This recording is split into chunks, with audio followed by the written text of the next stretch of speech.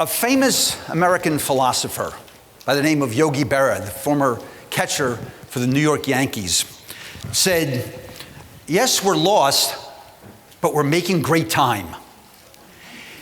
And why I think that's so relevant is when we think about understanding and treatment of addictive disorders. I think sometimes we've deluded ourselves into believing that we are maybe further along than we'd like to be. So just by way of full disclosure, I'm a third-generation psychiatrist.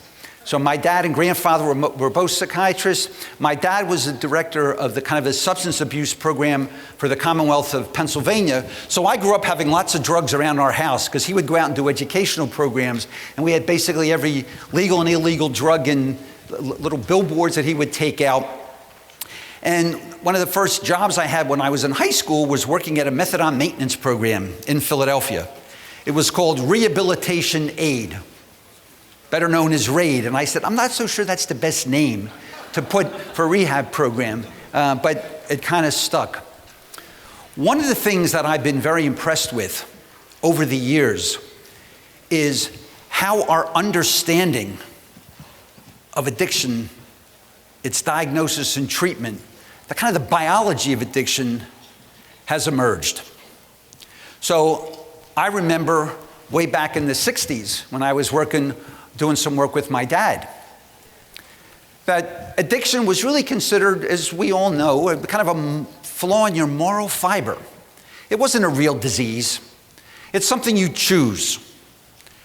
And I always thought it just never made a whole lot of sense to me that someone would choose to put their life into chaos. You know, you never hear a kid when they go into kindergarten and the teacher says, what do you want to grow up to be? I want to be a doctor, I want to be a lawyer, I want to be a counselor. I want to grow up to be a drug addict. I want to be the best drug addict that ever. You just don't hear that.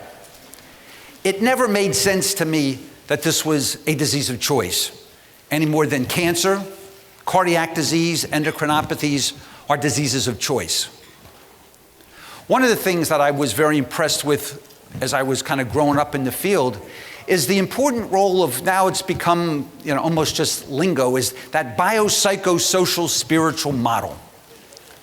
So when I went to the NIMH, I was the deputy clinical director there a number of years ago. When I first went there, you might remember, those of you who are more mature in the audience might remember, it was called ADAMHA, Alcohol and Drug Abuse Mental Health Administration. And NIMH and NIAAA and NIDA were all one. They were all under Fred Goodwin, who was my boss.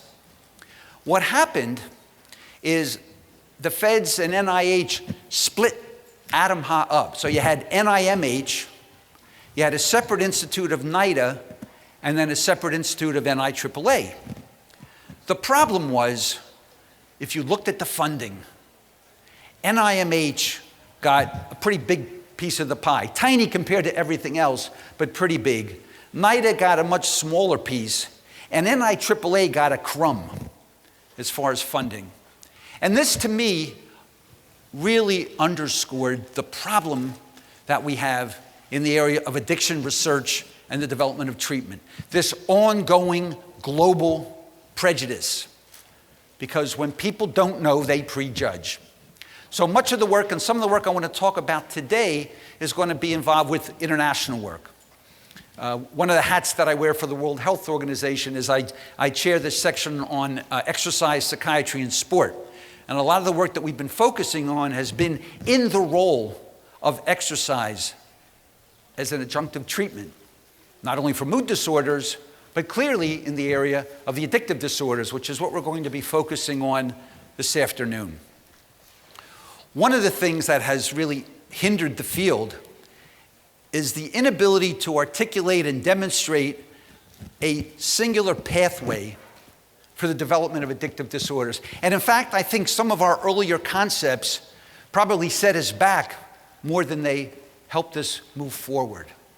We were focusing on the wrong things in regards to treatment because we didn't know. We didn't understand the important role of genomics. And this is brand new. I remember I was working at NIH when we kind of, quote, cracked the human genome. And there were literally parties in the hallway at Building 10 in Bethesda. This was a big deal. For us, it was like the equivalent of landing on the moon. And interestingly, even back now, back to the late 80s, people said, the research scientists, the field that will be most impacted by understanding the human genome is going to be mental health. Not cancer, not cardiac disease, but mental health. And it turned out that we were right about that. Because when we look at genomics, most of us think about when we had it in high school, Mendelian genetics. You got the gene, you get the illness. As if there were one gene that was responsible for illness. Now that might be true in Tay-Sachs or Huntington's disease, but not in mental health, and certainly not in addiction.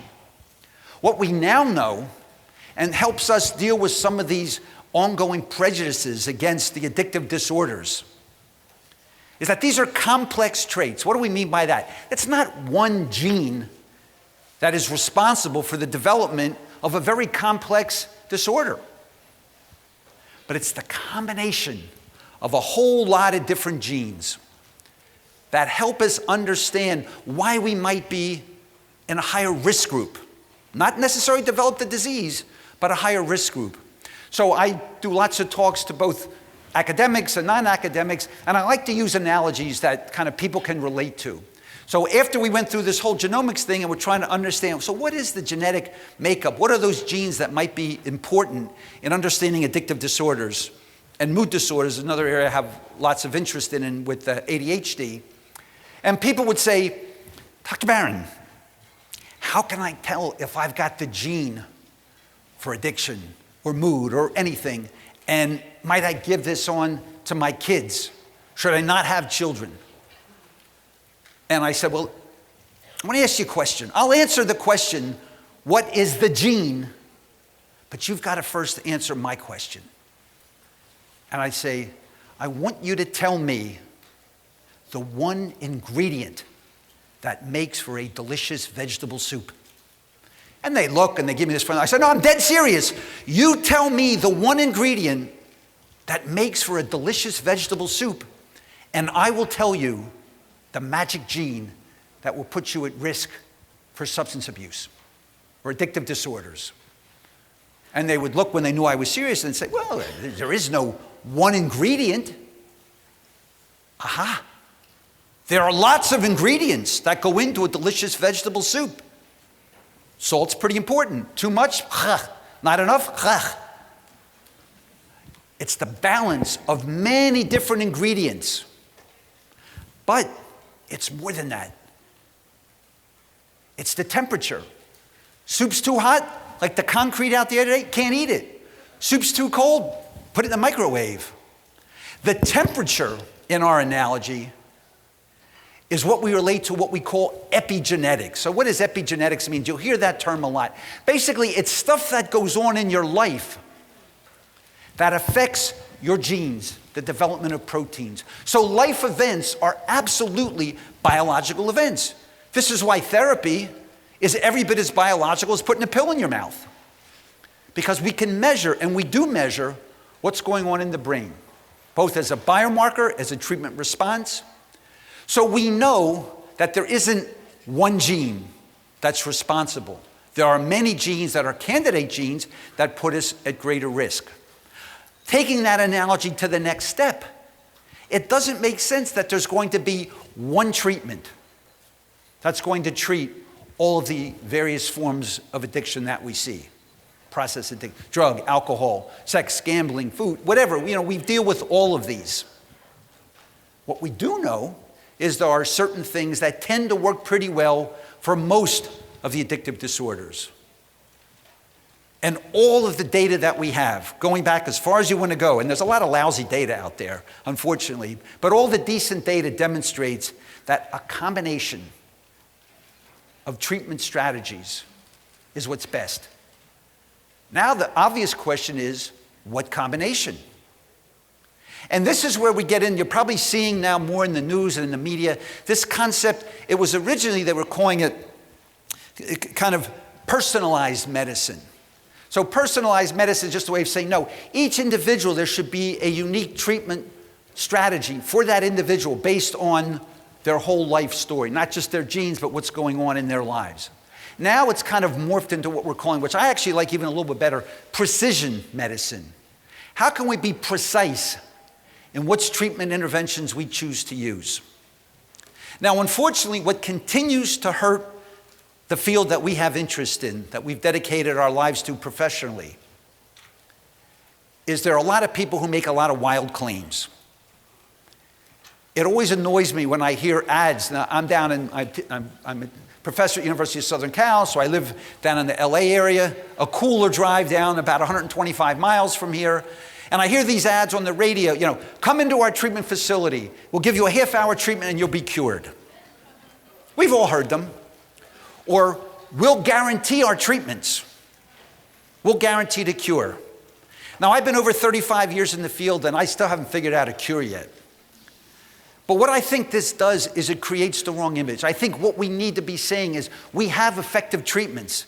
These are true disorders. These are not disorders of choice, but a comprehensive, thoughtful, integrated treatment strategy can make a difference, can help people get their lives back. And it is not just about giving a pill. There's been a huge push, I know for many, many years. I had patients who would go to AA years ago when I was back at Temple University in Philadelphia, who would go and they would say, you know, they had major depression in addition to their illness, not like an adjustment disorder, and they would be doing well on their antidepressant. And they'd go to an AA meeting, and the AA folks said, you can't come if you're taking an antidepressant. I had a problem with that. It does not fit what we now know to be the most effective, which is integrated, personalized medicine. What's best for that individual? Certainly, we're not interested in adding to someone's addictive problems. I remember a similar phenomena, L. Ron Hubbard, with Scientology. People, you know, forget that the first drug that he went after was actually Ritalin. It wasn't Prozac. And what the Scientologist and Hubbard himself came out and said is, we're grooming an entire generation of drug addicts by giving them these Schedule II drugs, methylphenidate, Ritalin.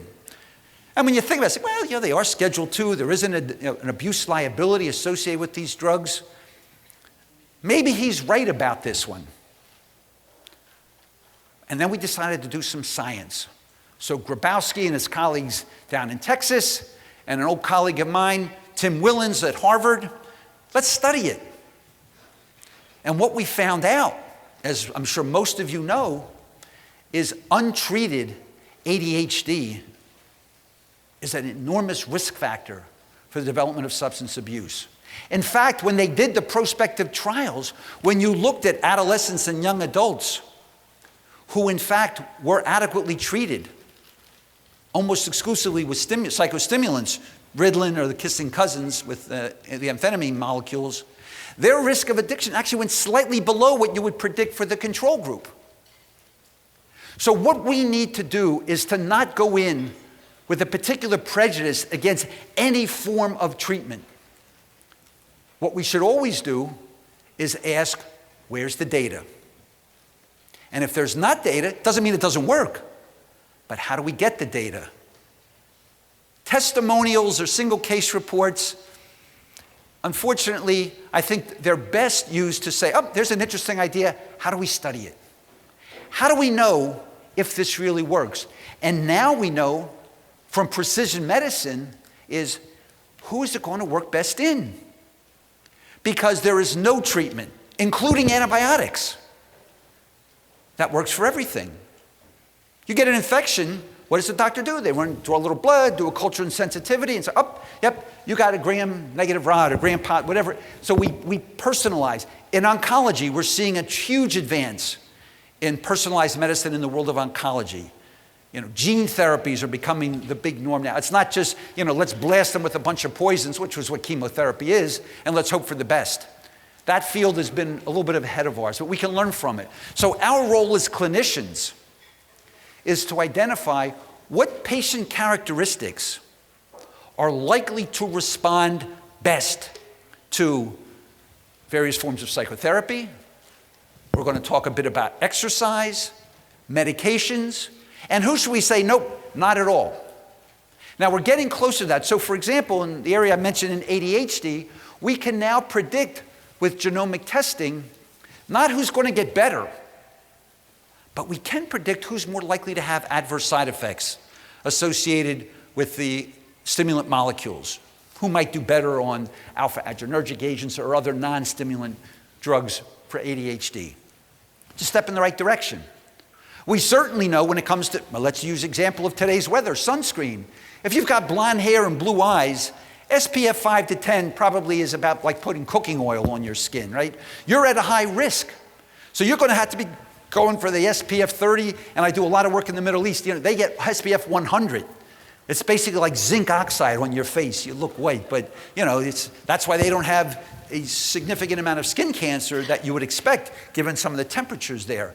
So we know we have biomarkers. Some of them are very simple. Skin color.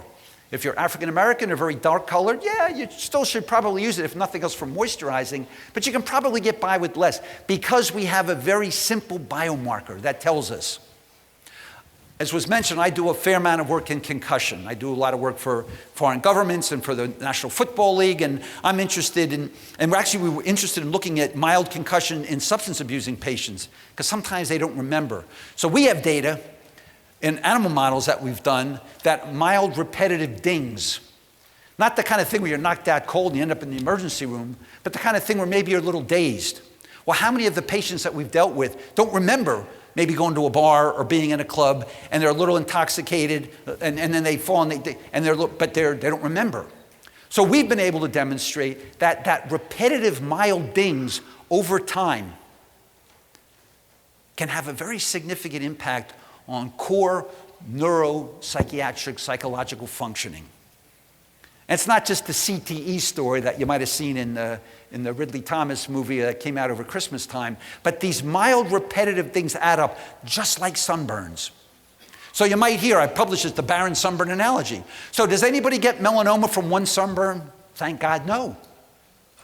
But we know the more sunburns you get over the course of your lifetime, the greater the likelihood that you'll get melanoma, and certainly the greater likelihood that you'll have that premature aging skin.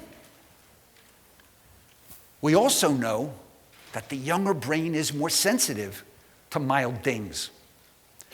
Just like we know the younger brain when it comes to substances of abuse effects. We're going to talk about some of the things that it does measure. So we know there's data to help us understand what should we be doing in our treatment interventions. I think we should be avoiding the one-size-fits-all mentality. We should be keeping an open mind to what combination of intervention strategies that we have available to us are likely to work best in what patient population. We know it's simply, if you have a patient who's very religious, and religion is an important part of their life, we do this all the time at our hospital. Let's bring in, someone who's trained in dealing with that aspect of it.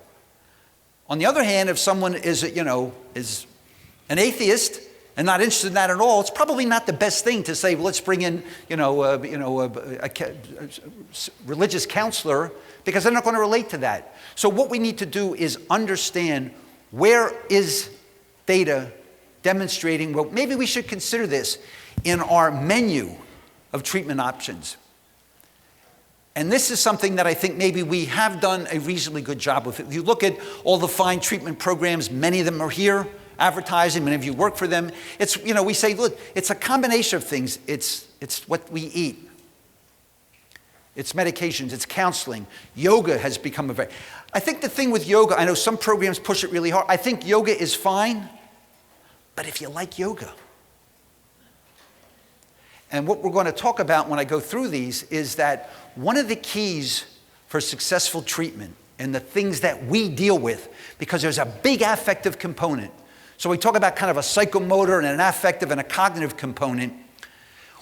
We all know that having the knowledge base doesn't necessarily change behavior a whole lot. How many years did we know that smoking wasn't particularly good for you? The knowledge was all out there. It took us 4 decades to really make a chink into the amount of people who smoke. So knowledge in and of itself is okay, but oftentimes doesn't affect behavior. And what we deal with are people who have behaviors that are getting in the way of them being at their optimal level of functioning. So if we try to deal with behavior by just dealing with knowledge, we're not going to be very successful. Knowledge is always a good thing to have, but it has to be within the context of something that makes sense to the individual. That thought process will translate into a change in behavior. So again, by way of disclosure, Tim Beck, many of you are familiar with CBT. When I was in Philadelphia, I was Tim Beck's psychopharmacologist. And one of the things that Dr. Beck was very good at, and really a global leader in the field, was this idea that cognition can play a role in changing a behavior, but education alone isn't enough. We have to deal with that affective, that thought piece, and then how that relates to the psychomotor or the behavior. Because at the end of the day, if someone is saying, boy, I'm thinking about using all the time, but they choose not to use and they're working and they're in a relationship, that's a step in the right direction. What we don't want is someone says, yeah, I really know I shouldn't use, I shouldn't overeat, I shouldn't, whatever you fill in the blank. I know I shouldn't, but I can't help myself. And the biggest advance that I've seen in treatment has been changing our mindset as providers into understanding what is the driving force of virtually every addiction. Fill in the blank. Food, drugs, alcohol, sex, gambling, internet, fill it in. We now know that there is a core kind of diathesis that drives that engine for all of these. And it's the reward pathway. If we can't deal with that reward pathway, we will not be successful. If we try to use punishment, which was some of the old anti-abuse stuff way back. Now, I know it's come back into a bit more vogue recently as part of a treatment. But punishment, as we all remember from our psychology classes in high school, is the weakest shaper of behavior. All we need to do is look at our criminal justice system. Punishment-based model, terrible recidivism. We know the second strongest shaper of behavior is what we call in the way, negative reinforcement, taking away of a noxious stimulus. Someone's got a headache, they take an aspirin, headache goes away, negatively enforced, they're more likely to take an aspirin again when they get a headache. In the case of our patients, our clients that we deal with, someone's feeling anxious, depressed, lonely, fill in the blank of an affect that makes them feel uncomfortable, and they take a drug, or they eat a box of cookies, or a half a gallon of ice cream, or they take another drug, and they feel better for that brief period of time. That has been a negatively reinforced behavior. They didn't get high off the cookies, but it took it away for a while. That's a more powerful shaper of behavior than punishment. I remember when I trained at USC way back in the 70s, I did my residency and went to grad school at Southern Cal. Back then, PCP was endemic. Phencyclidine, right? Angel dust. And it's interesting, some of the most bizarre cases I ever saw as a psychiatrist were patients who were high, I put in quotes, on PCP. PCP was originally marketed as a drug called Serenil. It was an anesthetic agent. Nobody got high from it. What they did get, though, is they didn't remember. In fact, they wouldn't even remember some of the bizarre things that they would do. We used to take videos of the patients back in the day and show them because they wouldn't believe that they actually did some of the stuff that they did when they were on it. But it wasn't a high like cocaine or crack, which is the most reinforced substance that we've ever tested. The most powerful shaper of behavior, as we all well know, is reward. If it feels good, we're likely to do it again. Even if we know we maybe shouldn't do it. Because that part of the brain, that mesolimbic dopamine and the nucleus accumbens, and Nora Volkow's done some phenomenal work, who's been the scientific director of NIDA for quite a number of years now, a brilliant researcher. She has done a lot to decrease the stigma by saying, in fact, addiction is a brain disease. Does it not have very important psychosocial issues? Of course it does. But so does cancer, diabetes, heart disease. And I think what we need to do is use that medical model, not as a way of putting people who don't have medical backgrounds out of the picture, bringing them in, because it is a brain disease. When you are able to change, alter that reward pathway in the brain, when we are able to make a craving kind of go away, we have been successful. We still struggle with that. That's the holy grail. We're getting closer. Long-winded way because I rarely get an hour and a half to talk, so I can kind of ramble a bit here, but getting into exercise should be considered in our treatment strategies. But we have to say the right exercise. Because one could say antibiotics should be used for infections. That's true, but the right antibiotic. The wrong antibiotic could actually be harmful. Or at best, do no good, but just have the side effects. The problem with exercise is we view it as something that, well, we think of like gym class when we were in high school, when you didn't have to get sweaty because you knew you had your science class right afterwards. We don't understand, most folks, what makes for a successful exercise intervention.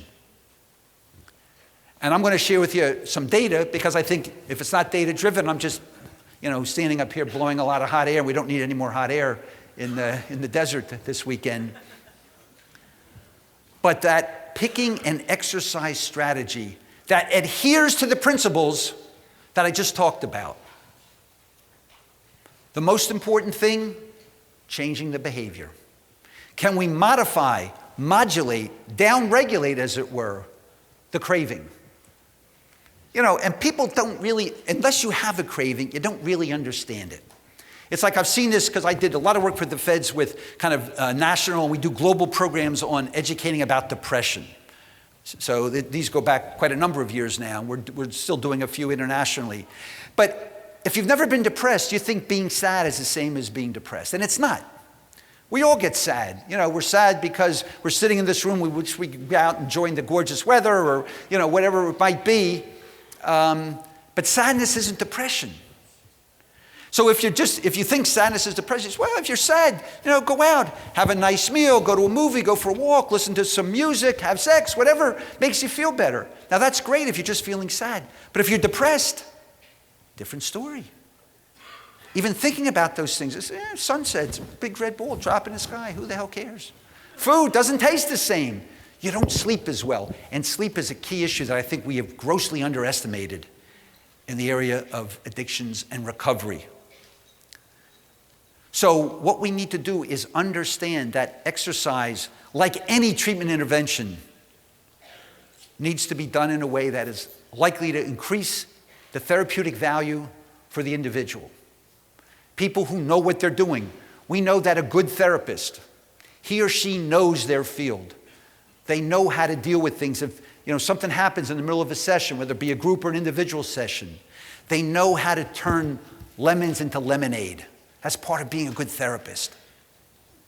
In the exercise world, one of the things that I've been very disappointed with in reviewing the literature, and I try to keep up with it, is the fact that people make some very fundamental flaws. Like thou shalt do yoga, or thou shalt lift weights, or thou shalt. No, what thou shalt do is find an exercise intervention that's fun.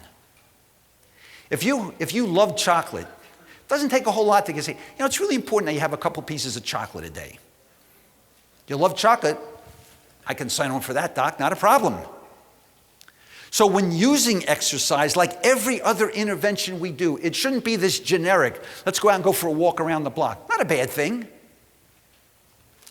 But exercise as a treatment intervention should be personalized to the individual as best we're able. Now, obviously, if you've got, hundreds of people, or even, 30 or 40 people in your treatment, you can't have each one have an individual. But I think we have to have more of a menu of things available.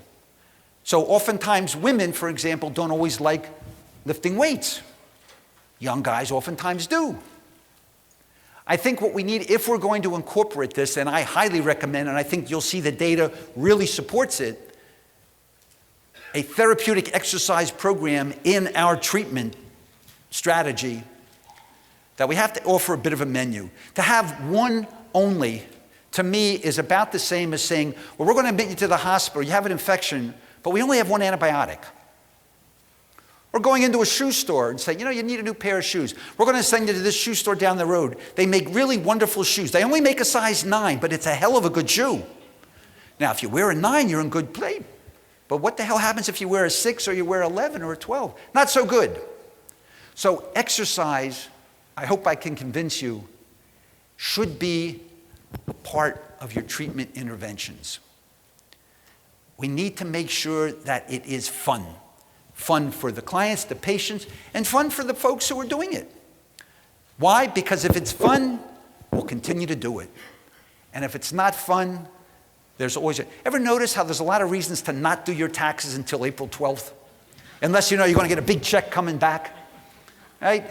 Or, you know, if you're motivated to, you know, you go to the Cheesecake Factory, I'm here, you know, I got to order a piece of cheesecake. Well, how can you go to the Cheesecake Factory and not order a piece of cheesecake? So what I'm going to share with you now, we'll go through this, is some of the studies that demonstrate this. What I think we need to do as a group of providers in this integrated model of care delivery, which is where medicine is going, where we have everyone who's involved in the health community, in the care provider, psychologists, social workers, therapists, you know, from all levels. We need to work together the way the oncologists have worked together. They pool their data, they understand, they learn from each other. The only way we're really going to be able to understand, how do we better identify which treatment interventions are most effective for which types of addictions or which personality styles, and hopefully in the not too distant future, what genomic makeups, is if we share our data together. That we do large multi-center, and this isn't like doing, you know, R01 research for the feds, but sharing some of our things so that we, as a provider group, can start to understand, you know what? This seems to work better in this group, or people who have gone through this level of tragedy. One of the things that we found out in some of the earlier studies we did, which took us by surprise, but we did the prospective trials, was that when you're dealing with women, menstrual cycle phase is a very big deal. So what we see in that late luteal, or those 2 weeks before the onset of menses, the biology of a woman's brain is quite a bit different than it is for the first 2 weeks of the cycle, which we call the follicular phase, in regards to response to medication. So we did a study quite a number of years ago, almost 30 years ago now, showing that given the exact same pill, same exact dose, the blood level could be 4 times different beginning of the cycle versus the end of the cycle. We did the same thing with a unit test dose of alcohol. So I remember giving this lecture to my medical students, again, this is back into the late 80s, and we gave a unit test dose of alcohol to the same individual, same woman, follicular phase right after the onset of the period, late luteal phase about a week before the onset of the menstrual period. And what we found was a very dramatic difference in blood alcohol levels. So my medical students said, well, Dr. Barron, other than knowing when my significant female other is going to be a cheap date, what's the value of this study? And I said, well, that's not a bad thing necessarily on a medical student's, you know, but I said, what it tells us is that that's something we should be considering if we're thinking about pharmacotherapy, the role of medications. It might well be, and then we demonstrate it with an antidepressant and we demonstrate it with a mood stabilizer, that in about 7 to 8 to 10% of women, and we did a number of different centers, is that you kind of need to be asking that, because we'd have a woman who would say, it looks like you're having bad side effects, would draw a blood level, change the drug dose, turns out on that exact same dose, 2 weeks later, it was very different. Personalized medicine, precision medicine. And I believe this is really important for the work that we do. That kind of that biological effects on psychosocial symptoms. So,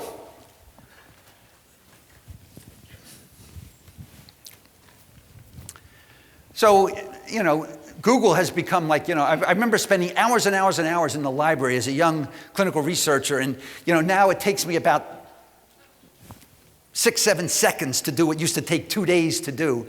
But it actually is a good way, and for those who want to do, Google Scholar is actually quite good. I've used that in a number of grant applications, and it's amazing to me. One of my old colleagues, Tom Insel, who was the director of the NIMH for the last number of years, actually, you might see in the news, just took a job at Google. Now, Tom's one of the top neuroscientists. He and I were colleagues back in the 80s and early 90s at the NIMH, so he's now took his salary from $290 to about $2 million, not a bad gig. But Google is doing a lot of interesting work, and Tom is a brilliant researcher. And we're seeing a lot in the area of personalized monitoring. So we worked with Nokia a number of years ago, working with some adolescents on collecting data. This is going to become very easy for us to do, and I think will really help us advance in understanding how do we kind of develop the most effective treatment strategy. So it's about 39 million results. That would fill most papers if you had to put 39 million references in there. But what the early studies have really shown back hit the wrong one. Oh, can we go backwards?